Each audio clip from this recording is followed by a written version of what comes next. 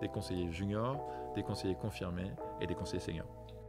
La puissance de l'ETF d'un côté, et quand tu couples ça à une gestion, ça donne des résultats intéressants. C'est la capacité de faire en sorte d'éviter de siloter. Et quand tu le fais dans les équipes, ils sentent que tu es comme eux, quoi, confronté aux mêmes problématiques.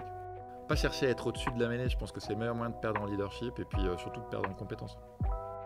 C'est parti. Bienvenue sur le podcast de We Are Sales by DCS. Je suis Pierre-Michel, cofondateur de l'agence Dreamcatcher Sales, agence experte en business développement. Nous partons ensemble à la rencontre de personnalités inspirantes de la vente, CEO, entrepreneurs, directeurs commerciaux, head of sales, pour vous partager leurs histoires et tips et vous rappeler que nous faisons le plus beau métier du monde, celui de remettre l'humain au cœur des affaires. Aujourd'hui, j'ai le plaisir de recevoir Gauthier AM, CRO, Chief Revenue Officer de cette très belle plateforme Yomoney, solution digitale de gestion de patrimoine pour les particuliers. Gauthier, je suis vraiment ravi de te recevoir aujourd'hui dans nos bureaux. Merci de me recevoir. Gauthier, avant de rentrer dans le vif du sujet, est-ce que rapidement tu peux présenter ton poste, ton périmètre du poste et le nombre de collaborateurs aujourd'hui que tu manages ? Ouais, alors CRO, qu'est-ce que c'est ? C'est un double patron. C'est le patron de l'acquisition chez Yomoney, une grosse boîte d'acquisition digitale. Et de l'autre côté, c'est le patron d'une équipe sales, composée on va y revenir, de SDR d'un côté et de conseillers en gestion de patrimoine de l'autre. Ok, ça représente combien de collaborateurs à peu près ? La date, ça représente une grosse vingtaine de collaborateurs. Ok. Quand tu dis à date, c'est parce qu'il y a déjà des objectifs effectivement de croissance. Parce qu'on recrute tous les mois, donc ça grossit vite. Bon bah écoutez, à nos auditeurs qui nous écoutent, si vous voulez postuler chez Yomoney, Gauthier sera ravi de recevoir votre candidature. Est-ce que tu peux nous présenter Yomoney et surtout quels problèmes vous résolvez aujourd'hui sur le marché ? Alors Yomoney, c'est ne cherchez pas l'aiguille, achetez la botte de foin. C'est ça l'idée. On démocratise quelque chose qui sonne de plus en plus aux oreilles des épargnants, c'est l'ETF. Exchange Traded Fund. Qu'est-ce que c'est ? Ça te permet en un seul clic d'acheter des dizaines, voire des milliers de titres, souvent des actions, et ça permet donc du coup de diversifier incroyablement ton patrimoine financier. C'est une histoire qui a commencé il y a une dizaine d'années et qui aujourd'hui s'enrichit de nouvelles offres produits. Et donc, c'est assez passionnant comme sujet. Ok. Quand tu parles d'ETF, c'est parce que ça a été effectivement l'élément fondateur du lancement de Yomoney, ou c'était effectivement une plateforme digitale où tu retrouves pléthore de produits, PER, assurance vie, etc. Non, on n'est pas une plateforme, on est une société de gestion, donc c'est hyper particulier. Et notre mission, c'est de rendre transparent, de rendre accessible un sujet qui est un peu technique. C'est un gros succès outre-Atlantique. Il y a une vague des ETF qui n'a pas fini de déferler sur l'Europe, mais qui a déferlé il y a déjà longtemps aux États-Unis.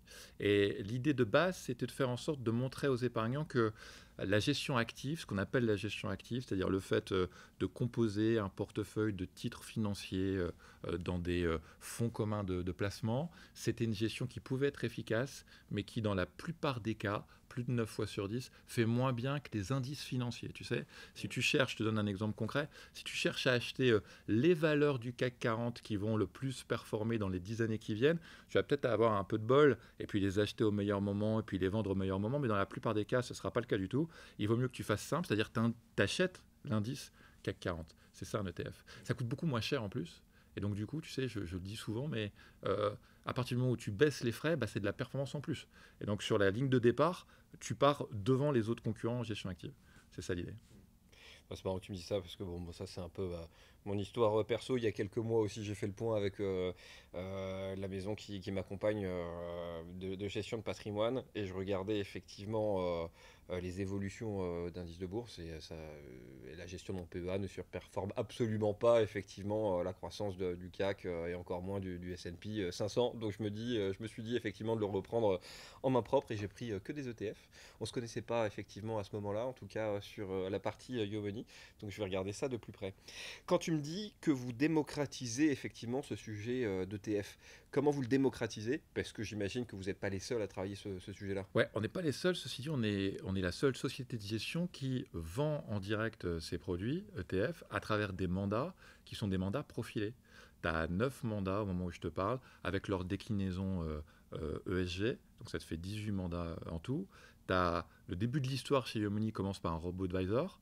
qui va te poser des questions, qui va apprendre à te connaître, et en fonction de ton profil de risque, ton horizon de placement, il va te conseiller un mandat profilé.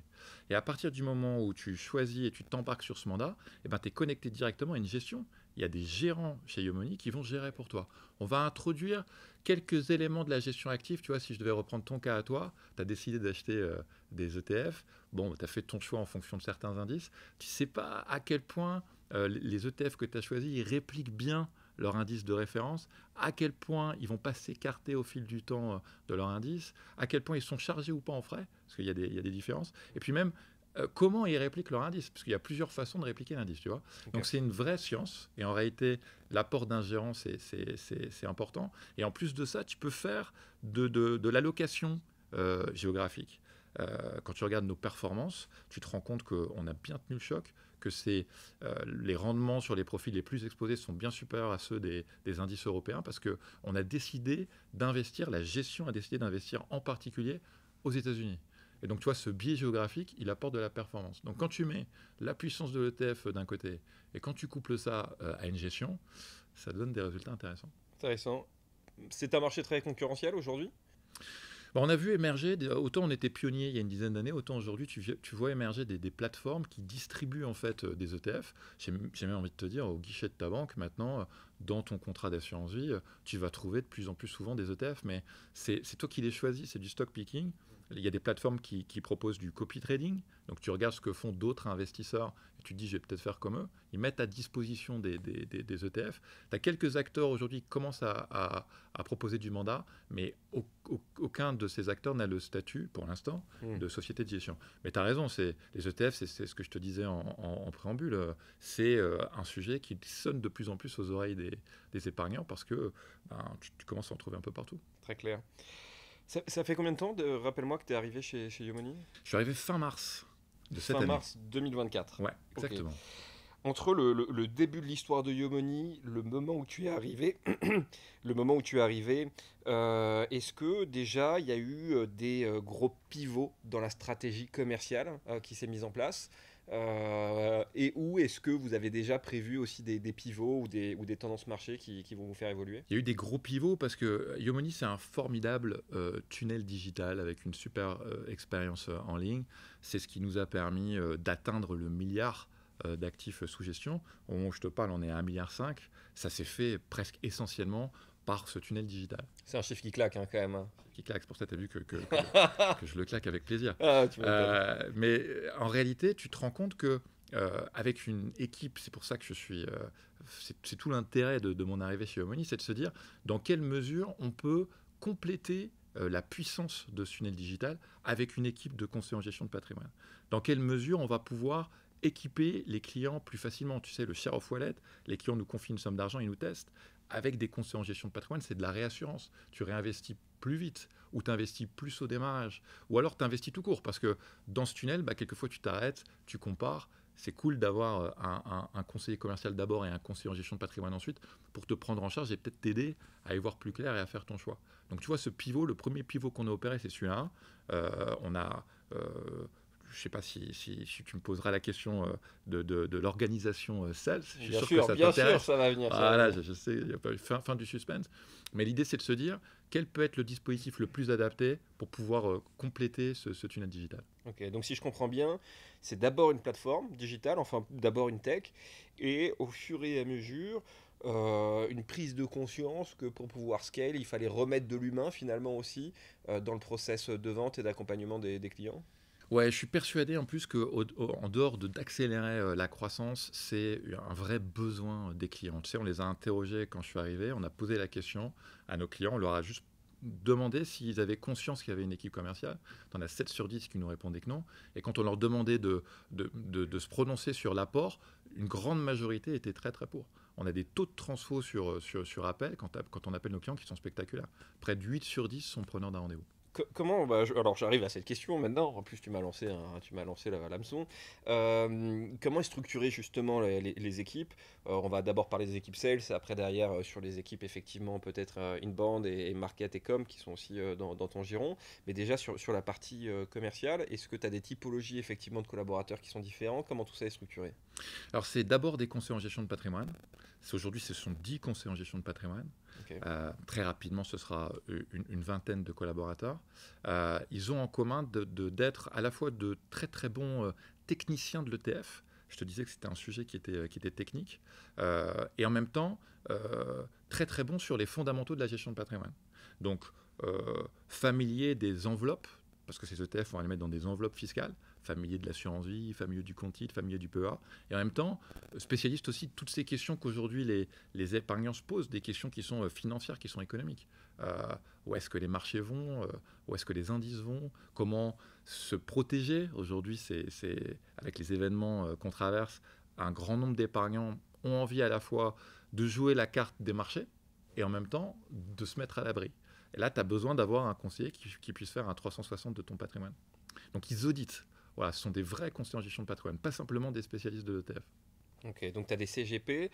Tu me parlais tout à l'heure qu'il y avait à la fois des commerciaux, puis des experts effectivement ETF. Donc les experts sont les CGP.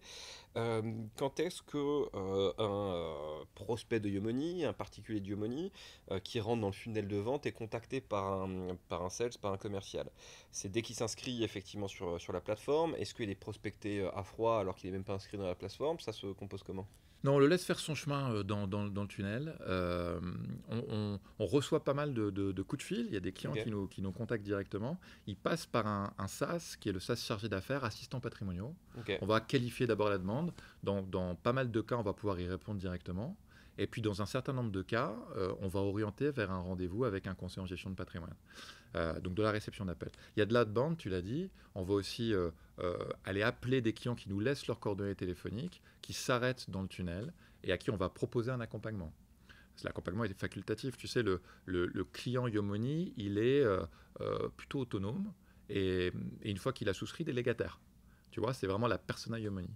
Mais ça ne veut pas dire qu'il n'a pas besoin, dans son process de souscription, d'être accompagné. Je te l'ai dit, 18 mandats, une belle offre, la possibilité de souscrire ses ETF dans toutes les enveloppes fiscales que le marché de la gestion de patrimoine propose. Et donc forcément, il y a des questions. ok. Et comment tu pondères cet accompagnement justement sur ces épargnants? Est-ce que vous avez des méthodes de scoring qui vous fait dire, bah tiens, lui, il aura plus besoin d'être accompagné avec un contact qui est récurrent, lui, il veut vraiment qu'on lui foute la paix et qu'il fasse effectivement sa propre vie sur la plateforme? Volontairement, on a un Calendly, donc la possibilité de prendre rendez-vous directement sur le site. On offre cette Ok, possibilité à la majorité de nos clients. On considère qu'en dessous de 10 000 euros d'investissement, on ne va pas forcément te pousser du rendez-vous sales, mais ce n'est pas exclusif de pouvoir avoir un chargé d'affaires, un assistant patrimonial au téléphone. Au-delà de 10 000, on considère que tu t'engages financièrement, tu auras sans doute besoin plus d'un accompagnement et donc on va plutôt favoriser l'entrée directe via le Calendly depuis le site dans l'agenda des conseillers en gestion de patrimoine. ok. Comment on coordonne justement ces équipes chargées d'affaires et CGP? Est-ce que vous avez des fonctions transverses? Est-ce qu'ils ont chacun leur propre head-off? Non, ils ont pas chacun Enfin, il y a un team lead sur l'équipe chargée d'affaires. Ok, Il y a moi en direct en tant que CSO qui m'occupe des conseils en gestion de patrimoine. Et on ok. a vocation, évidemment, en grossissant, à rajouter des couches de team lead et de head-off. C'est toute l'ambition qu'on a. La communication se fait comment? Par des outils en interne? Vous restez encore très traditionnel dans votre manière de gérer un peu le suivi des clients? Qu'est-ce qui fait votre touche organisationnelle en interne? En interne, on est une vraie fintech, hein, tu sais, donc tu vas retrouver tous les outils classiques. Je t'ai parlé de Ouais, Calendly pour la prise de rendez-vous, je pourrais te parler de Slack ouais, sur la gestion des communications en interne, Confluence, l'équivalent de Notion, etc. Donc voilà, tu vas retrouver tout l'ADN d'une startup et pourtant on a 10 ans d'existence ouais. avec un 1,5 milliard, mais on essaie de rendre les échanges les plus fluides possibles. Et puis pour nos clients, on a aussi des solutions de chat intégrées avec du bot intelligent, en plus d'un service care. Euh, Hmm. donc, ouais. On parle beaucoup d'IA en ce moment. Ouais. Ça, c'est le grand classique. Est-ce que c'est un sujet pour vous en interne? Est-ce que l'IA a vocation au fur et à mesure à peut-être pas remplacer le CGP, mais en tout cas à faire 90% de son travail par l'interrogation effectivement des épargnants? Ou pour toi, c'est un peu un effet soufflé, un cheat effectivement sur votre écosystème? Bah non, on est parti de là. Souvent d'ailleurs, quand tu tapes Yomoni, tu vas nous trouver dans la catégorie des robots advisors. Ouais, Ce qui est pas vraiment le cas en réalité, même s'il y a une partie robot advisor ouais, qui est en charge de la location. Enfin, c'est la compatibilité entre l'épargnant et son mandat, c'est du robot advisor. Donc tu as déjà une couche d'algo. ok. Ensuite, c'est de la gestion, et la gestion, pour le coup, est faite par une équipe de géants. Après, les outils d'intelligence artificielle nous intéressent beaucoup dans la gestion de la relation client. On sait qu'il y en a plein qui se pluguent sur Salesforce et qui permettent d'être beaucoup plus efficaces. Ok. Euh, et, sur le sujet aussi qualité, parce que je t'invite à regarder notre Trustpilot, c'est un vrai sujet, c'est important, on marche sur nos deux jambes. On a vraiment envie de créer aussi, de renforcer cette satisfaction client. On sait aussi que les outils d'intelligence artificielle nous permettent de deep diver, de creuser les avis pour essayer de trouver des pistes d'amélioration. Donc on s'y intéresse de près et on en a intégré certaines dans notre quotidien. Ok. Toujours sur la partie sales, comment tu pilotes? C'est quoi tes KPI qui te permettent de piloter un peu tes équipes aujourd'hui? Bah, je te l'ai dit un peu là sur le fait qu'on marchait sur nos deux jambes. Il y a à la fois évidemment des enjeux de collecte. Donc on va regarder ça de près. Un conseiller en gestion de patrimoine, c'est quelqu'un qui vient susciter suffisamment d'engagement, de confiance et de réassurance pour que le client lui confie des fonds. Donc c'est le premier sujet. Il y a l'idée aussi de recommandation, très très liée aussi au travail qu'il a fait de conviction de son client, qui consiste à dire qu'il est lui-même, même si on a beaucoup, je te parlais de quelques chiffres, encore une fois, je suis sûr que ça t'intéresse, beaucoup de rendez-vous, et donc on a une machine à lead qui fonctionne très très bien. Il y a cette idée qu'un client recommandé va plus se transformer, c'est évident, Mm. parce qu'il arrive, il est en confiance, donc le sujet de la recommandation, c'est un sujet qu'on regarde. Et puis, tu as le sujet de la qualité à travers les avis. Moi, ce que je demande, c'est qu'un maximum des clients qui passent par nos rendez-vous laissent un avis. Et on est très très attentif à ce qu'ils soient le plus positif possible. Et quand ils ne le sont pas, c'est notre première source d'enseignement pour faire mieux. Tu me parles de machine à lead. Avant de rentrer un peu dans le cœur de votre grosse machine, sujet avec qui tu discutais avec un head of sales là, tout à l'heure, comment tu répartis les leads entrants entre tes équipes? Comment je répartis Entre les CGP? Comment on répartit bah, Ouais, D'abord, on ne les répartit pas tous. Le client va choisir de sauter dans l'agenda des conseillers en gestion de patrimoine à partir de 10 000 euros. Et ouais. donc, c'est la première clé, c'est ça là. C'est-à-dire c'est la bande passante disponible de l'agenda qui va faire le rendez-vous. C'est vachement bien. C'est-à-dire que le premier critère, c'est pas un Gauthier CSO qui va fixer qui prend des rendez-vous et combien. C'est d'abord le client qui va choisir le créneau qui lui correspond le mieux. Et en fonction de la dispo, il va se retrouver dans l'agenda. C'est le premier. Ça part du client. Ensuite, sur les niveaux de seniorité, c'est hyper important quand même. C'est-à-dire qu'en fonction des montants que souhaite investir le client, et pour faire en sorte de ne pas mettre sous stress des conseillers en gestion de patrimoine junior, on va aussi avoir des strates en fonction des tickets. Euh, alors c'est de l'intention. Il y a pas t'as pas de certitude au moment où le client prend rendez-vous qui va Mm. vraiment investir ce montant. Quelquefois, ça va être beaucoup plus, quelquefois, ça va être un peu moins.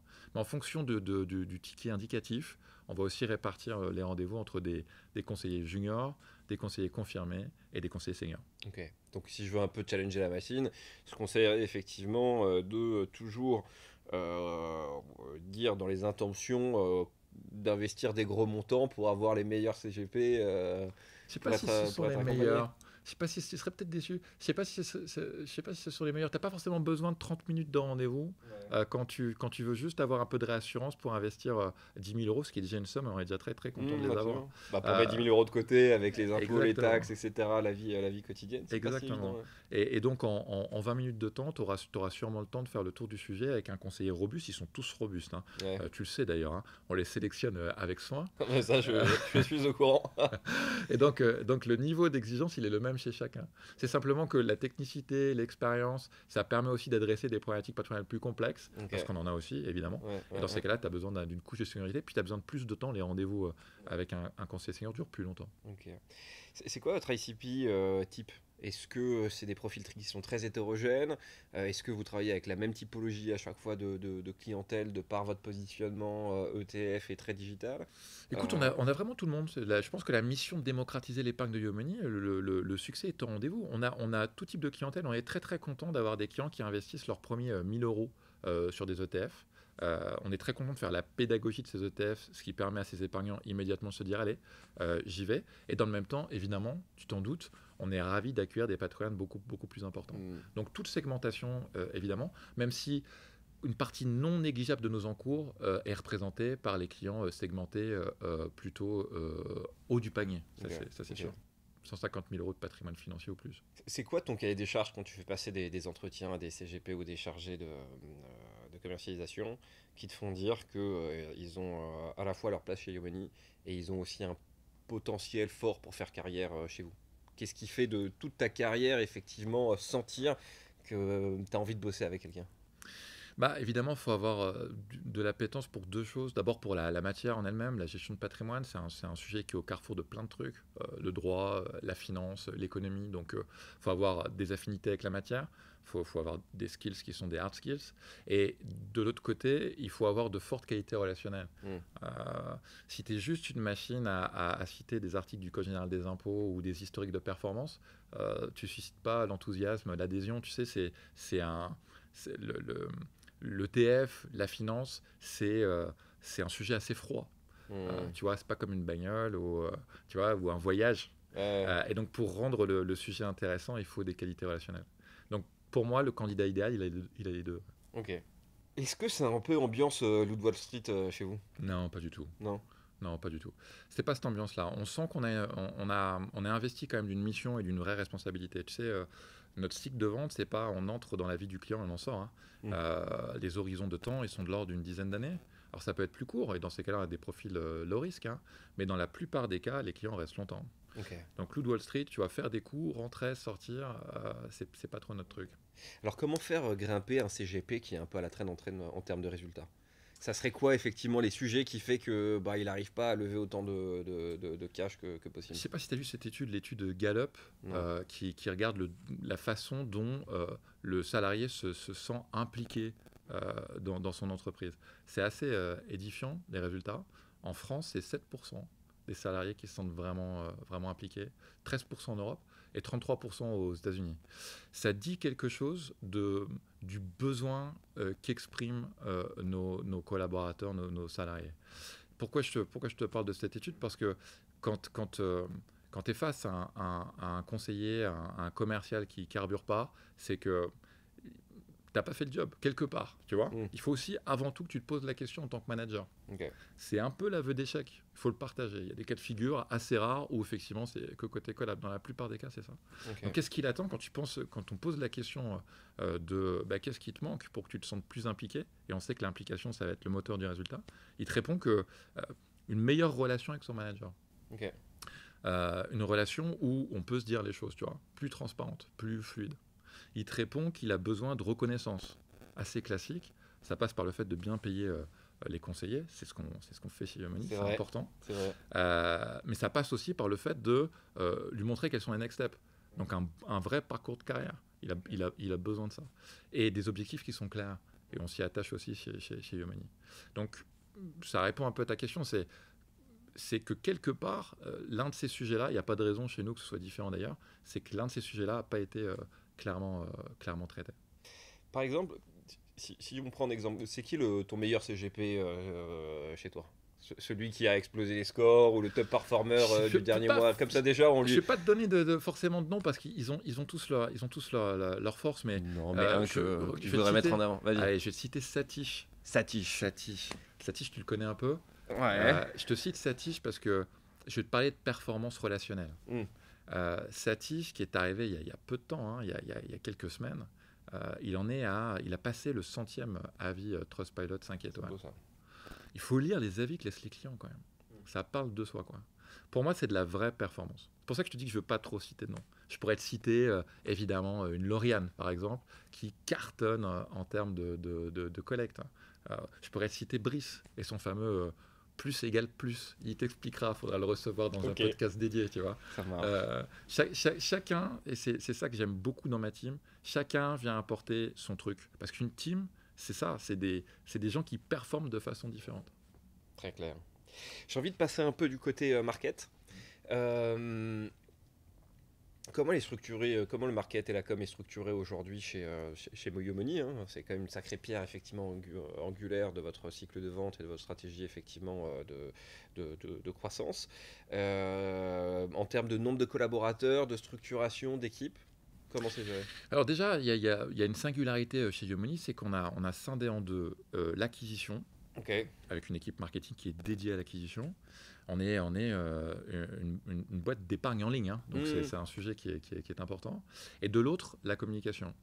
Ces deux équipes, évidemment, discutent beaucoup entre elles, notamment ouais, le CRM. Tu sais, le CRM est rattaché à la communication, ok, avec une équipe créa qui est transverse. Ça, c'est ok. l'équipe marketing. C'est étonnant hein, parce que souvent le CRM est relié au market, à Exactement. l'acquisition. Et pourtant, tu vois, côté com, il y Ouais, avait cette idée, tu sais, on parle beaucoup du tone of voice. ouais, Euh, exact. euh, à quel point dans tes coms un peu institutionnels, Ouais, tu dis ou tu parles de la même façon que dans tes coms internes. c'est Moi, j'ai vrai. trouvé intéressant de relier directement le CRM à la com de manière à ce qu'il y ait une seule tonalité, un seul message.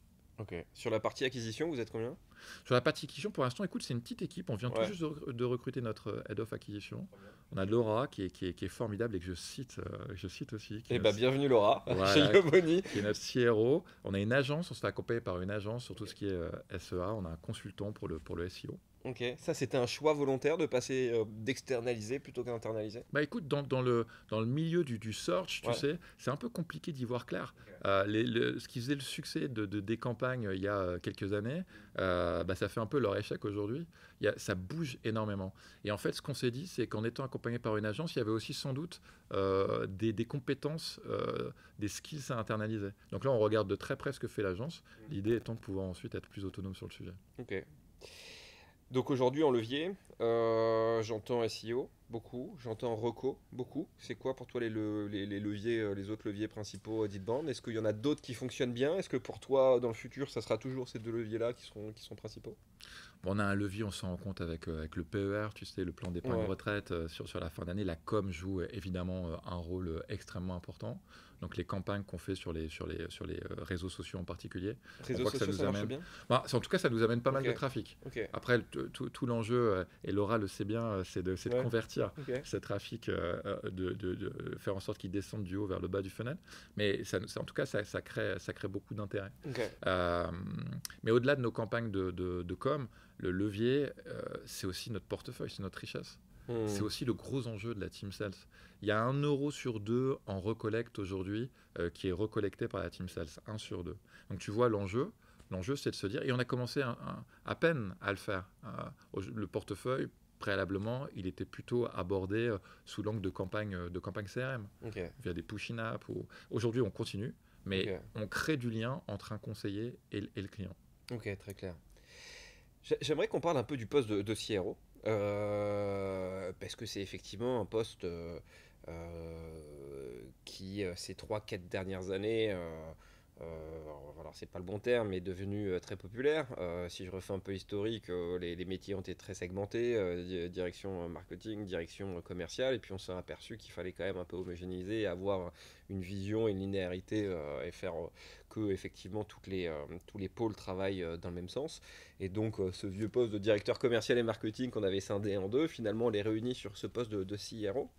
S'il y a des CRO qui nous écoutent, déjà toi, quelles sont les meilleures recommandations que tu donnerais lorsqu'on fait une prise de poste en tant que CRO? Est-ce qu'il y a des do et don't qu'il ne faut pas faire? Est-ce qu'il y a des choses qu'il faut regarder en priorité? C'est quoi les difficultés de ce poste que tu rencontres au quotidien? Bah, le revenu, si tu veux, c'est un sujet qui est clé évidemment pour l'entreprise. Si on devait le résumer, c'est faire parler le haut avec le bas du funnel. Faire en sorte que quand on fait de l'acquisition de leads, on puisse rapidement, avec les équipes sales, quand ça transite par les équipes sales, ce qui n'est pas systématiquement le cas, vérifier que euh, le traitement qui est fait de ces leads est le bon traitement et que le ressenti côté sales est le bon aussi. Parce que faire juste rentrer des clients haut de funnel et ensuite plus s'intéresser à la suite, ce qui est malheureusement trop souvent le cas, c'est un intérêt qui est limité parce que c'est extrêmement coûteux. Donc mon conseil, ce serait de bien articuler les deux équipes ton équipe marketing, acquisition d'un côté, les équipes sales de l'autre, et faire en sorte que ça se parle le plus souvent possible. Et comment on fait ça justement? Bah, c'est plus facile dans des boîtes où tu n'as pas encore la taille critique qui fait que ça silote. Euh, et puis ensuite, il y a l'état d'enseignement, tu sais, le lean management. Ça, c'est un truc que j'ai appris chez Preto. Je les cite en même temps, tu vois, petit coucou à Renaud et à Pierre. C'est la capacité de faire en sorte d'éviter de siloter. Donc j'ai envie de dire, même dans les plus grosses boîtes, il faut faire en sorte d'avoir des meetings cross-team hyper importants entre l'acquisition d'un côté et les sales de l'autre. Ok. C'est quoi toi les plus grosses difficultés qui t'ont marqué là sur ces derniers mois? Je sais pas si vraiment, enfin, des grosses difficultés, il n'y en a pas eu vraiment. Disons qu'il y en a une un peu permanente que tu retrouves partout, dès lors que tu fais des shifts, dès lors que tu impulses un truc très nouveau, c'est la conduite du changement. Il faut essayer de donner un maximum de sens aux équipes. Et quand tu as déjà des habitudes, quand il y a déjà une culture d'entreprise, tu vois, la culture sales, par exemple, chez Yomoni, il y avait déjà une culture d'accompagnement, une culture conseil. Il y Ouais. avait un peu moins quand même une culture vente. Et donc ça, des outils nouveaux, du dashboarding, des objectifs, je te l'ai dit, hein, pour créer aussi de l'engouement et de l'engagement. Ça passe par beaucoup de choses. Et ça peut quelquefois, c'est une difficulté, quand t'empiles en fait les sujets, il faut garder le sens systématiquement pour créer le leadership suffisant. Ok. Qu'est-ce qui... Est-ce que tu peux nous donner quelques minutes pour un peu nous raconter ton histoire? Qu'est-ce qui a fait qu'aujourd'hui tu es arrivé sur ce poste de CRO? C'est quoi l'histoire de Gauthier? Ah bah écoute, comme toujours, c'est fait de rencontres. Ouais, Évidemment, c'est une rencontre avec Sébastien Dandano. ouais. Parce que j'étais très bien chez Preto, hein, avec Parce Renaud que et c'est Pierre. quoi les étapes un peu Si je te de ta refais carrière? l'historique depuis le début. Ouais, exactement. Moi, ça m'intéresse toujours de connaître un peu le parcours parce que ça sert d'exemple après derrière à des sales ou des marketeurs qui nous écoutent et qui veulent avoir effectivement ces typologies de Bah, carrière. d'abord, je suis un pur sales. Ouais. Écoute, j'ai commencé sur une plateforme de vente à distance quand même, hein. Ah, c'est là où on apprend le métier, hein. Ah, j'ai commencé à prendre des rendez-vous pour des conseillers commerciaux. C'est vrai, c'est chez qui? Exactement, c'était chez Groupama. Ok, ok. Ouais, C'était chez Groupama. ouais. Et ça commence à dater d'ailleurs, hein. Le temps passe. Mais ouais, c'est un peu tous les postes commerciaux. J'ai été VADiste, j'ai énormément appris. J'ai été conseiller commercial, banque assureur, tu vois, Ok. on disait à l'époque. Itinérant, sédentaire en agence, conseiller financier ensuite. Toujours chez Groupama, conseiller en gestion de patrimoine. Tout ça, ça a duré une dizaine d'années. Et puis ensuite, je suis passé chez Primonial, une ETI, changement d'environnement, pour être directeur du développement. Alors, c'était quoi? C'était coach de CGP junior. Et puis, j'accompagnais aussi les conseillers un peu plus en difficulté, un peu plus seniors. Donc, c'était un peu les deux. Puis ensuite, directeur des BU, puisque mon directeur est parti au soleil. Donc, j'ai pris le relais, directeur des BU de Lille et de Rouen. Et puis ensuite, ça a été Head of chez Preto, grâce à toi. Oui, parce que Hein, je t'ai c'est toi débauché qui très m'as primordial. Je te demande de me raconter ton parcours, mais je le Ah, connais, tu je connais le un petit connais peu par quand cœur, même, c'est hein. normal.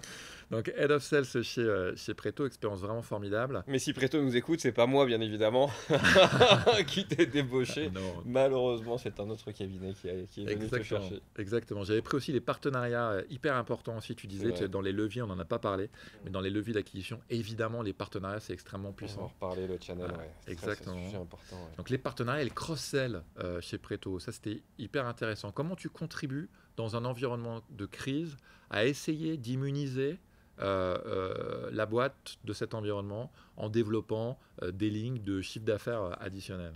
Très intéressant aussi ce sujet développé chez Preto. Puis effectivement, chasser pour aller chez Yomoni. Et ensuite cette rencontre avec Sébastien qui m'a dit, écoute, il y a sans doute un truc à faire.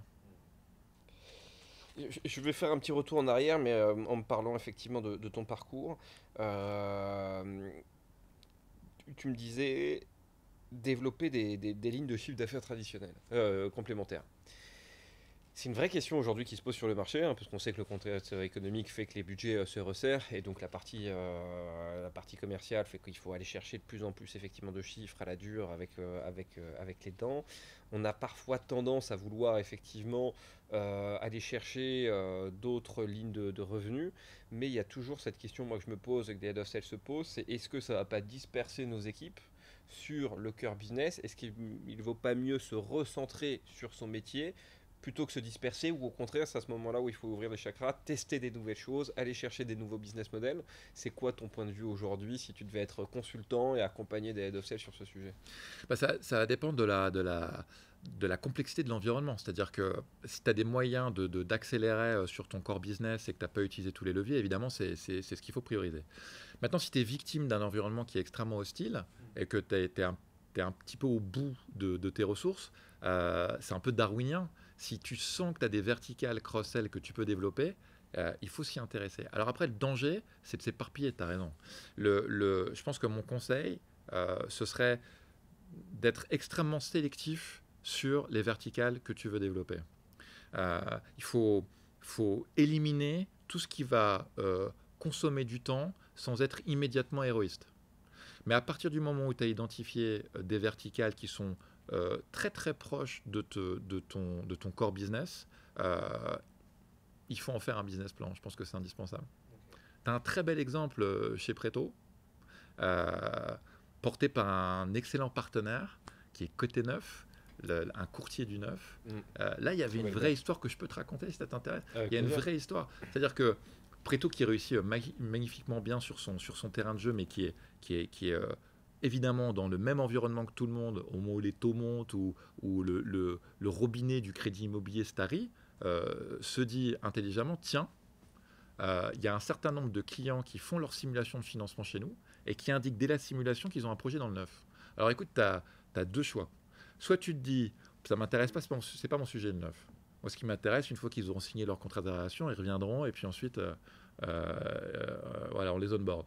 C'est mal connaître Pierre et Renaud, les fondateurs de Preto. Ils se sont dit intelligemment, tiens, est-ce qu'il n'y aurait pas quelque chose d'intelligent à faire avec un très très bon du neuf, quelqu'un qui nous ressemble, donc un courtier. Et voilà qu'on trouve Vincent Bellassène et Damien Doré, les cofondateurs de Côté Neuf.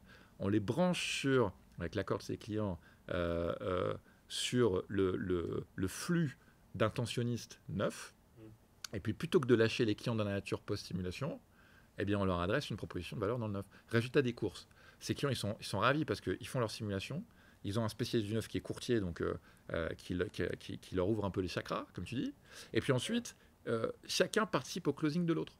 Et à la fin, tu as quoi? C'est l'essentiel. Tu as un client super content. Parce que tu as un client qui réalise mieux, plus vite, dans de bonnes conditions son projet dans le neuf, et qui en même temps a son super crédit chez Preto. Tu vois? Ça aurait été dommage de ne pas le faire quand même. Non, ce que tu dis, c'est extrêmement pertinent et c'est une tendance qu'on voit émerger et se renforcer de plus en plus et qu'on voit très bien qu'aujourd'hui, les sociétés travaillent de plus en plus en écosystème.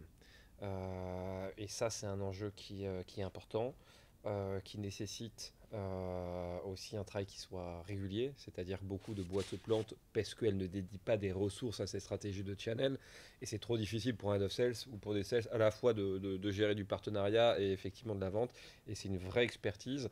Effectivement, c'est le poste notamment que tu avais chez Preto, parce qu'une stratégie de channel, c'est facile de mettre en place des partenariats, entre guillemets, mais par contre, c'est très difficile de les animer et faire en sorte que ça dure dans la durée, que le vrai travail se met en place une fois que le contrat de partenariat est signé, c'est dans l'animation, effectivement. Deuxième chose sur laquelle je voulais rebondir, parce que c'est des sujets aussi qui reviennent. Moi, j'utilise aussi les podcasts pour monter en compétence et mieux conseiller après derrière les head-off. Tu parlais après derrière, quand tu étais chez Primonial, de ton rôle d'aller accompagner des conseillers seniors qui étaient en souffrance. Question qui revient aussi parfois régulièrement, qui est j'ai un sales qui est chez moi depuis 3-4 ans. Là, il est dans le dur. Ça fait 6, 8 mois, 10 mois qu'il ne close pas. On l'adore. Les 2 premières années, ça a été un des top performers.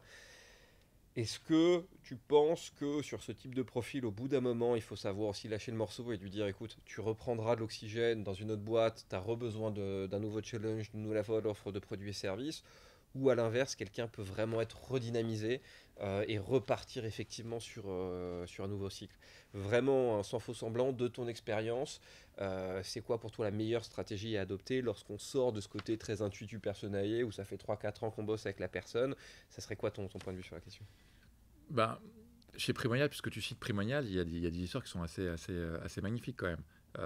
J'ai envie de te répondre par à partir du moment où il y a de l'envie, je pense que c'est la base, c'est le carburant de base pour pouvoir faire un deal. Si le collaborateur en souffrance a envie de progresser, il y a vraiment de l'espoir pour. Ok. À partir du moment où tu as perdu la niaque, tu as perdu la foi, tu as perdu l'envie, tu crois plus au projet, là, il faut savoir se dire, écoute, soit comment je t'équipe, ce qui peut être un bon levier, hein, ça peut être, ok, on se projette sur une sortie. Maintenant, comment je t'équipe de compétences additionnelles pour que tu réussisses ta sortie sur le prochain job. Ça peut être une step intermédiaire intéressante, même dans ce cas de figure. Mais il faut vraiment qu'il y ait ce pacte au début, quoi, ce deal. Parce qu'essayer de pousser un collaborateur qui a plus envie, ça ne sert pas à grand-chose. Ok. En revanche, il y a plein de cas de figure où, parce on peut tous traverser ces difficultés, où tu as un passage à vide. Et tout l'enjeu, c'est de faire en sorte que, en dehors, tu sais, des entretiens annuels, des entretiens trimestriels, tu aies des one-one suffisamment riches pour pouvoir se dire les choses. Tu vois, je te renvoie à cette étude dont on a parlé tout à l'heure. Cette relation de confiance qu'il faut instaurer avec son manager, c'est un espace de liberté. Il faut pouvoir se dire aussi, écoute, ouais, soit j'y crois plus, soit je sens que j'ai pas les compétences, je voudrais que tu m'aides, soit j'ai besoin que tu m'accompagnes, clairement. Tu as plein de collabs qui vont pas te le dire parce qu'ils vont se sentir jugés. Et donc, du coup, le problème s'enquiste et finalement, tu vois, tu vas à l'échec. Ok. Vrai sujet aujourd'hui, hein, l'implication des équipes dans les sociétés et comment remobiliser aussi les équipes. Il faut dire que ces 4 dernières années, on en a quand même vécu, hein. 2020, c'était il n'y a pas si longtemps, c'était il y a 4 ans, c'était le Covid, on n'avait plus le droit de s'embrasser, de se serrer à la main. Lorsqu'on se rendait en supermarché, on se regardait d'un air étrange. Après 2 années de folie post-Covid, 2023, Winter Tech dans la tech avec toutes les levées de fonds qui s'arrêtent et 100% de la Prenne Tech 120 qui fait un PSE. Donc c'est vrai que les collaborateurs ont vécu beaucoup d'émotions ces 4 dernières années, beaucoup de cycles économiques différents, et le sujet de la remobilisation n'est pas toujours évident. Si j'appelle Satish et je lui dis, écoute Satish, qu'est-ce qui fait l'unicité, la personnalité en tant que CRO de Gauthier? Qu'est-ce qui fait effectivement ses qualités et selon toi, serait un peu ses points d'amélioration? Qu'est-ce qui me dirait Satish? Alors déjà, il faut que tu appelles Satish. Satish, je t'appellerai avec grand plaisir pour confirmer ce que va me dire Gauthier. Non, c'est toujours difficile, mais je pense qu'ils se sentent bien, je pense que l'équipe sent bien que je suis un sales. Je crois que ce qui fait le succès, je pense, d'un manager, c'est à quel point l'équipe croit à son projet. Et pour croire en son projet, elle a besoin de sentir qu'il comprend leur quotidien. Voilà, c'est ça le truc. Donc, ouais, s'il devait y avoir un peu la baseline du truc, c'est que j'hésite pas à participer aux échanges, à sketcher. euh, Tout CRO qu'on est, je pense que dans une boîte, il faut qu'on soit vendeur, promoteur de la boîte. Il faut qu'on mette les deux mains dedans. Appeler les clients qui sont pas contents, appeler les clients contents. Et quand tu le fais dans les équipes, ils sentent que tu es comme eux, quoi, confronté aux mêmes problématiques. Pas chercher à être au-dessus de la mêlée, je pense que c'est le meilleur moyen de perdre en leadership et puis surtout de perdre en compétences. Ultra cool. Est-ce qu'un bon CRO ou un bon head of sales doit aussi de temps en temps participer au closing et toujours rester au contact client? Là, tu peux appeler Nicolas, il va pouvoir t'en parler, Ouais. Nicolas. C'est hyper important de participer au closing. Ouais. Encore une fois, pour la même raison que j'évoquais, quoi. C'est-à-dire que créer de l'enthousiasme, de l'engouement, de l'adhésion au projet, c'est partager le quotidien. Donc, dès que tu es celui qui dit il n'y a qu'à Faucon, combien tu vas, ça marche moins bien. Ok. Donc ça veut dire que si je m'inscris sur Yomoni, en commentaire, je peux mettre je veux être sur l'agenda de Gauthier et être conseillé par Alors, tu n'auras Gauthier. pas accès, je suis pas dans le Calendly. C'est vrai? Ouais, je suis Ah, pas dans quel le dommage, Calendly. quel dommage. Mais par contre, j'ai absolument rien contre t'accompagner en tant que client. Ok. Donc n'hésite pas. Mais t'as mon numéro de téléphone, ça ira plus vite. C'est vrai, exactement. Bon, le temps passe, j'adore papoter avec toi. Après, au market, il se tire les cheveux quand je dépasse les 3 quarts d'heure. Est-ce que tu as une anecdote sales qui t'a marqué ou si tu n'en as pas une qui te vient tout de suite, le meilleur conseil commercial qu'on t'ait déjà donné tout au long de ta carrière? Le meilleur conseil commercial qu'on m'a donné? Non, je vais te citer un truc là. euh, un truc hyper important. Je t'ai dit que j'avais été VADiste. Ouais. Euh, Peut-être pour les plus jeunes. ouais, VADiste, donc VAD, vente à distance. Ouais. Donc sur un plateau avec mon casque et à prendre des rendez-vous pour des assureurs. Et je me rappelle que lors de l'onboarding, on a le grand patron des sales, erreur à pas faire. Ouais. On a le grand patron des sales qui pose la question de savoir ce qu'on veut faire plus tard. ok. J'ai pas fait une Miss France, hein, j'ai pas dit Ouais, je veux faire ton poste, mais j'ai dit moi ce que je voudrais c'est être le patron d'un service gestion de patrimoine. Et je me rappelle que il a ri en se disant sans doute à ouais. tort, bah ouais mais garçon, t'es VA10, tu prends des rendez-vous. Je te le dis parce que ce que je dis à mes gars, à mes chargés d'affaires aujourd'hui, c'est qu'ils seront peut-être à ma place demain. Et ça, comme je l'ai vécu moi, c'est immédiatement plus concret.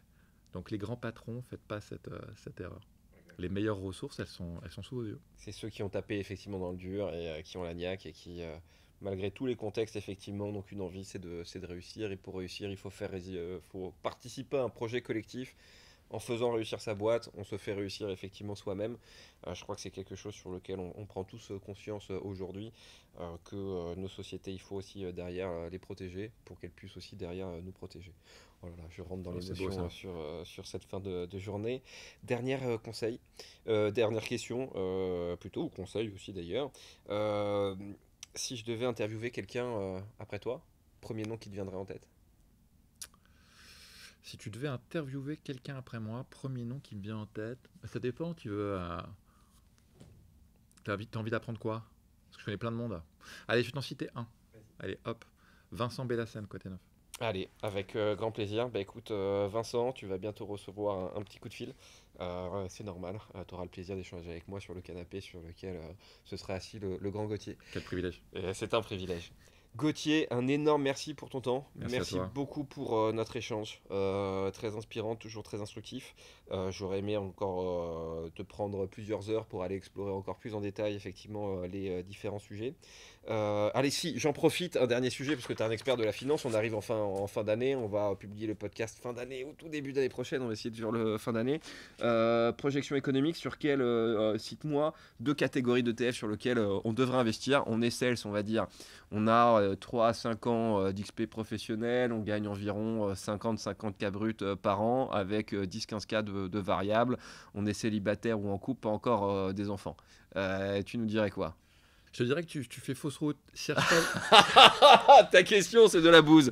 Merci Gauthier pour la fin de ce podcast. J'allais dire, rappelle-toi ce que je t'ai dit au tout début, quand je t'ai pitché Yomoni, cherche pas l'aiguille, achète la botte de foin, tu vois. Hmm, À vouloir faire le pari à tout prix de l'indice, tu vas te planter. ok. L'idée, c'est fais confiance à un gérant dont c'est le métier, achète un package d'ETF, et je pense que c'est le meilleur moyen de pas te tromper. Et ben on a la meilleure recommandation. Merci beaucoup Gauthier, merci à tous nos auditeurs d'être chaque mois toujours plus nombreux à nous suivre. Et je vous dis à très bientôt pour un nouvel épisode inspirant sur notre média We Are Sales by Dreamcatcher Sales.